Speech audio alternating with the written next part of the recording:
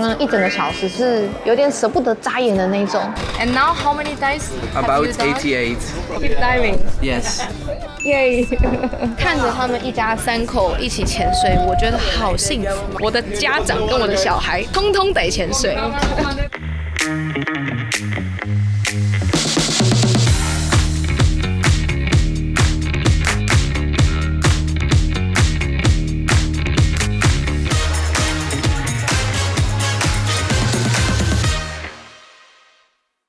嗨，大家好，我是舍利。继埃及蓝洞之后呢，我又要来看下一个蓝洞了。我现在正在搭着一台小飞机，等一下要前往贝里斯大蓝洞。这一次呢，我会在贝里斯待差不多5、6天的时间，会从正上方看蓝洞之外呢，当然也会潜下海底看蓝洞，然后也会看看贝里斯有没有什么其他好玩的。所以，如果你一直听过贝里斯蓝洞，但是不知道有没有值得特地跑来潜水的话呢，记得把影片看完哦。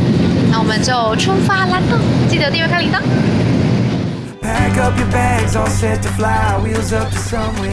这个岛呢，确实就是有符合想象中的那个加勒比海的海岛的样子，阳光、奶粉沙、椰子树，还蛮宁静的。但是我刚刚1整个小时是有点舍不得眨眼的那种。贝里斯的海啊，很神奇。很漂亮。OK， 我知道，除了贝里斯大蓝洞之外，大部分的人对贝里斯这个名字应该没什么印象。它的位置在墨西哥的右下角，其实是台湾目前非常少数拥有的邦交国。这一次去到贝里斯，让我最惊讶的就是这么远的地方，居然住了不少台湾人，还有很多条主要道路是台湾盖的哦。那在贝里斯第一天面临的第一个挑战，就是我要独自穿越墨西哥的边境，来到贝里斯首都。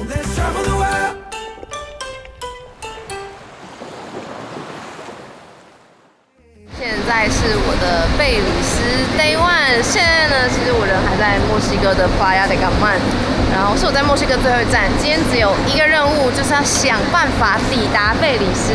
面前这个是我等一下要搭的公车，我先搭公车到 Chetumal。理论上 Chetumal 是墨西哥跟贝里斯中间的边境的城市，然后那里应该会有公车可以直接再到贝里斯。会选择贝里斯，前面有讲到，因为它真的超近，就在正下方而已。其实我飞机大概2个小时就到了，但是我昨天查飞机要差不多1万，但是公车选项大概就是1000，但就是不确定性极高，所以看着办。太好了，是很舒服的车，有 WiFi， 有充电什么的，看还有荧幕。这一段呢要搭5个小时。大家刚刚有点小艰辛，但总之呢，我绕了一绕，终于找到我的下一班公车了。是这台粉红色。我今天的目的地是贝里斯城，但是好像能够直达贝里斯城的车都没有了，所以我现在要先去一个叫 Orange Walk 的地方，再转车的意思。超级挤的公车，然后是没有冷气，是对外窗的。这应该是我目前最后的选项，因为大部分的车都是从一早就离开了。那我现在就是秉持着一个能到就好的精神，应该会成功的。它不像我们会有悠游卡或者是那个桶之类让你投钱，他们都是车长小姐会收钱。全部人呢已经在边境这边要把行李拿下去给他们整个检查，跟我们那时候从乌干达进卢安达一样。台湾人可能对于陆路过关有点不习惯，对，是一个蛮特别的体验。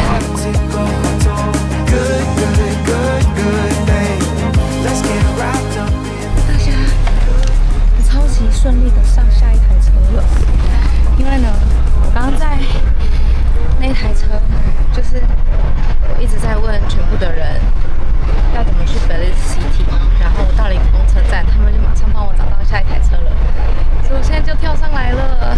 刚刚我来不及拍到，就是因为我在那台车上是少数他们会见到的外国人，然后又是亚洲脸孔，然后每个人都很热情的跟我说拜拜，这样开心哎！我觉得今天在贝里斯的这个一日探险非常的成功。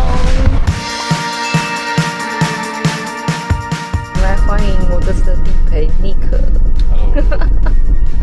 你听到我我在前天还是跟 Nick 说，我大概2点半到，我要搭飞机。然后到昨天就突然跟他说，其实搭公车好像也可以。毕竟我也是在非洲走跳过3-4个月的人。对，很像非洲，真的很像非洲的公车，因为那个 conductor 就是只有我在非洲遇到过，就是会有一个人在那边收钱，然后你要下车的时候跟他讲，而且还没有票，对不对？没有票，他就是上来，然后感觉他爱跟你说多少钱就多少钱这样。对。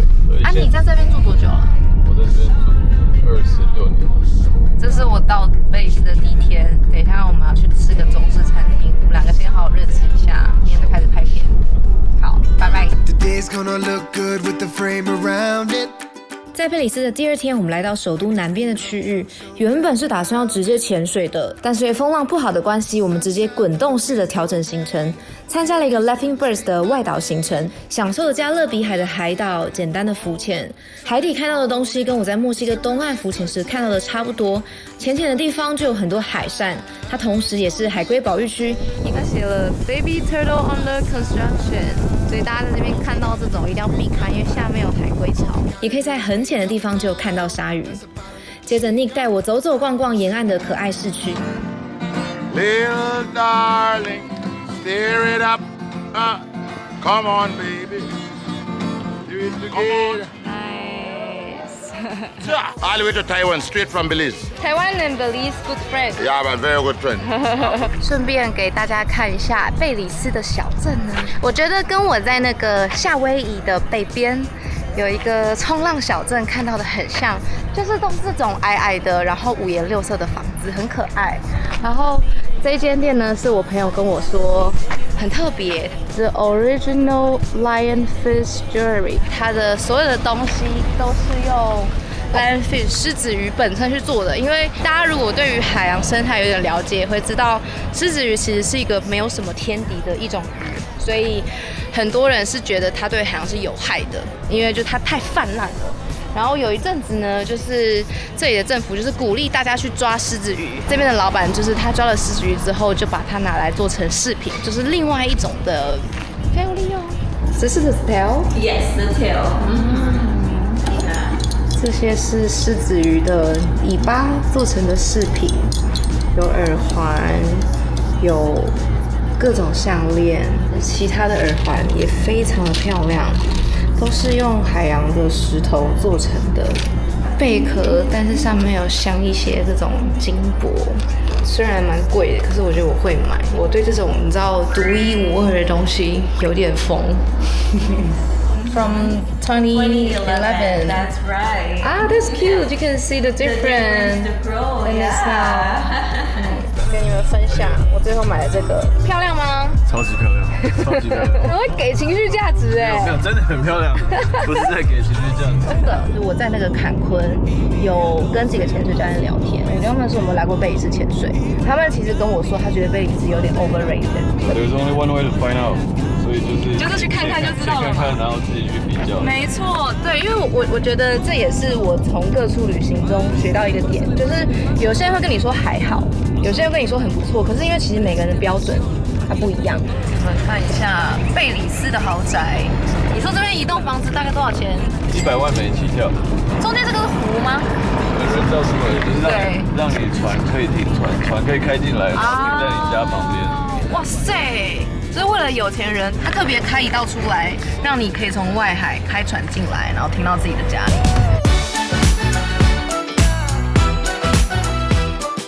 这里吗？你要出现了吗？哇，完全突然进森林了，完全大自然。对啊，这就是贝里斯最大的特色，又有森林又有海。回饭店的路上经过了一个美洲豹保护区，如果在这里过夜的话，很有机会看到美洲豹。我们决定进来碰碰运气，虽然是没有看到啦，但我也才意外发现，原来贝里斯是有很多特殊鸟类定居的区域。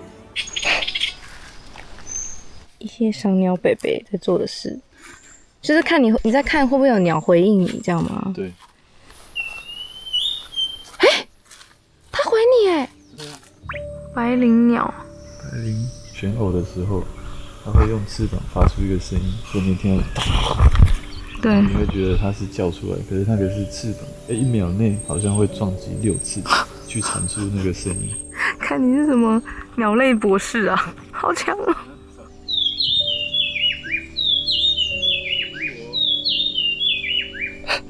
这什么？它很大声哎！交不同的朋友是真的很有趣，因为尼克是我第一个就是认识到有在赏鸟的朋友，然后你就会突然对赏鸟有兴趣。最后我们回到饭店休息，这里其实有很多度假村。我住的是 The Lounge and Jaca Reef， 是那种房间超大，有私人泳池，饭店里还有建在海上的酒吧的高级度假村。好好休息一个晚上之后，就来到贝里斯这一次的重点行程，我要出海去外岛啦。现在呢，我人在贝里斯市的码头，要准备搭船出外岛。然后今天的行程呢，算是每个人来贝里斯都会非常想做的事情，就是我要坐那个轻航机到那个大蓝洞的正上方，往下看就可以用空拍的视角看到贝里斯蓝洞的样子。基本上从贝里斯市搭船就是搭到 San Pedro 或者是 Kikaker 这两个外岛，就是以游客来说比较有名会去的，就是发展观光的地方，然后也会有蛮多行程是从这两个外岛出发。我搭这个小飞机啊，也是可以从首都出发，但是今天的刚好没有票了，我决定有点临时，所以我现在就是要先搭船到 San Pedro， 然后等一下再从那边搭飞机。因为我现在来贝里斯算是它的雨季嘛，我自己是觉得雨季旅行没有不行，可是你要让你的行程是可以非常滚动式的调整。像我今天呢，就是看到天气超好，我评估下来，我觉得今天适合搭小飞机。这个船要搭1个小时。台湾来的朋友，台湾的邦交就交给你们了。不只是我朋友Nick，就是其实还是有蛮多人就是来建筑啊、修路啊，就给他们各种就是建议。所以其实会有蛮多台湾人在那边生活，所以我第一天晚上来这边其实就是吃台湾菜。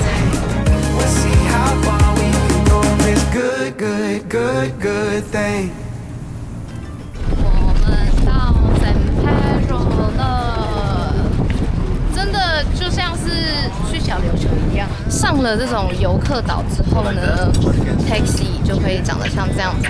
然后他们就会在路边问你要不要去哪里啊，接送饭店啊什么的。它看起来非常的像就是那种美国电影会出现的小镇，都是这些木房子，五颜六色的，矮矮的。准备要来看蓝洞咯。看起来这个机场呢是只有 Tropic Air 这个 airline， 他们其实是有一般的小飞机，就是那种交通飞机，但是每天也有载游客去看蓝洞的飞机，超可爱的。我的登机证上面就有蓝洞的样子。飞机上的位置呢没几个，所以大家每个人都可以坐到周边的位置。以前搭小飞机其实都多少还有点紧张，自从开始跳伞之后呢，只要我不用跳下来都不用紧张。我们看这个海水有多漂亮，超美的建成。Pack up your bags, all set to fly, wheels up to somewhere new. Let's take a ride up in the sky. 这里 ，Oh my god， 漂亮！机长啊，他现在就是用那个空拍机螺旋的方式，这样照着那个贝里斯蓝洞顺时针一圈。那天坐在飞机上的心情，一直到现在我都还记得。能够在空中亲眼目睹传说中的地球之眼，实在让我太激动了，激动到其实也忘了说话，只说得出真的好漂亮。闻名世界的贝里斯大蓝洞，在1971年由海洋探险家到这里探勘被发现，很快的被列入联合国世界自然遗产，也是贝里斯堡礁的一部分。它距离贝里斯外海大约70公里，直径大约300公尺，深度超过120公尺，是地球上最大最壮观的海洋蓝洞之一。从天空中俯瞰，一圈浅蓝色的珊瑚礁环绕着深邃的深蓝色圆洞，像是一个通往海洋深处的神秘入口，也是整个中美洲最具代表性的自然奇观之一。大约在10几万年前的冰河时期，当时海平面比现在低了许多，这里其实是一片石灰岩的洞穴系统，雨水常年侵蚀，慢慢形成巨大的地下洞穴跟钟乳石结构。直到冰河时期结束，海水上升，洞穴被海洋淹没，洞顶坍塌，才形成今天这个巨大而完美的圆形深洞。后来贝里斯大蓝洞也被评选为世界10大潜水圣地之一，从此也让这个原本隐藏在加勒比海的海中奇观成为全球潜水员的梦想朝圣的地方。在飞机上时，我就心想着我一定要看看这个蓝洞海里长什么样子。Thank you 非常非常过瘾的1个小时，我意外的很满意耶。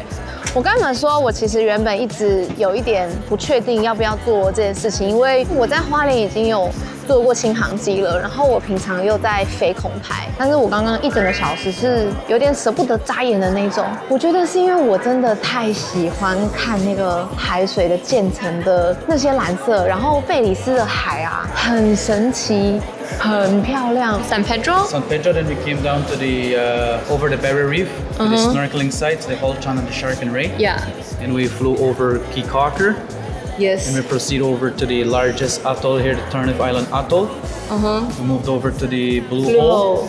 Thank you. It's very beautiful. It is amazing. It is It's all amazing. beautiful and natural. Yeah. That's why. I couldn't like close my eyes for a second. 这个是刚刚的 pilot， 他人超级好。刚刚讲到他就是很专业，就是他会让左边跟右边的乘客全部都看到，然后他也是知道我在拍 YouTube， 然后就下来跟我解释了一堆。刚刚过去的1个小时是大概有 maybe 40分钟的时间，底下都是那个景色。如果你问我这300美金到底值不值得，我肯定是说值得，因为我就是很喜欢就是空中自行车。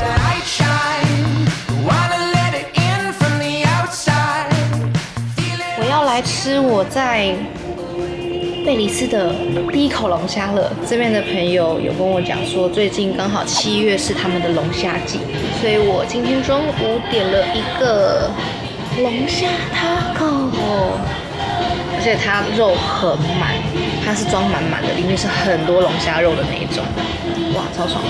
然后，很 Q， 很有嚼劲。前几天。那公车的北北也是跟我说，现在是芒果季，龙虾 taco 配芒果汁，超爽，明年很开心。终于到了我在贝里斯的潜水时间，我这次找的店家呢叫做 Scuba Sensation， 今天要去的点呢叫做 Esmeralda。大家应该最好奇的还是贝里斯蓝洞潜起来怎么样？可是我现在来的是淡季，我目前2天都问不到愿意去蓝洞的船，有可能潜不了蓝洞。对，但我现在是抱着一个很随缘的心态，没关系，只要我可以潜到水就好了。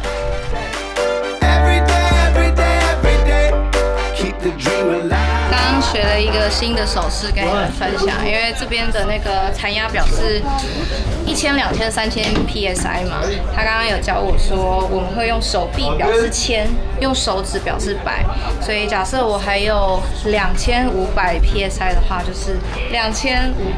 然后这边的单位是700 psi 的时候，就是没气了。你看到你的残压表700的时候，你就要讲，就是 OK， 我要上去了。那个弟弟10岁。今年5月开始潜水，这个弟弟13岁。Sorry, what's your name? Jax. Jax. At what year you start to diving? Well, when I turned 9, that was like in 2021. And now how many dives have About you done? 88. 88. Yeah. Wow. Keep diving. Yes. Yay. Buddy from Netherlands. No, Germany. Netherlands, them. Germany. Oh, dive master! Yay! Go go go! 弟弟看起来有点紧张。这艘船有4个未成年人，一个10岁、13岁、15岁。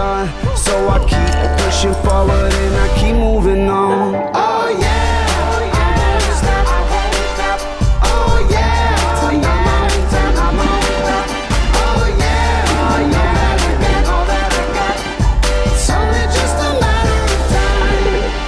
Dream alive, keep the dream alive, keep the dream alive, keep my eyes wide, keep my mind wide, keep the dream alive. 我其实看着他们一家3口一起潜水，我觉得好幸福。那2个姐妹她们在水里玩，她们其实也没有真的看到什么，她们2个就自己在那边翻跟斗，然后玩得很开心。爸爸就是跟2个女儿一起在水里，哇，真的是多梦幻的一件事情。我希望我之后也可以带我的小孩一起潜水。结果我的家长跟我的小孩通通得潜水。现在是2潜的中间，然后我们被丢回昨天我来的这个 San Pedro 这个岛上。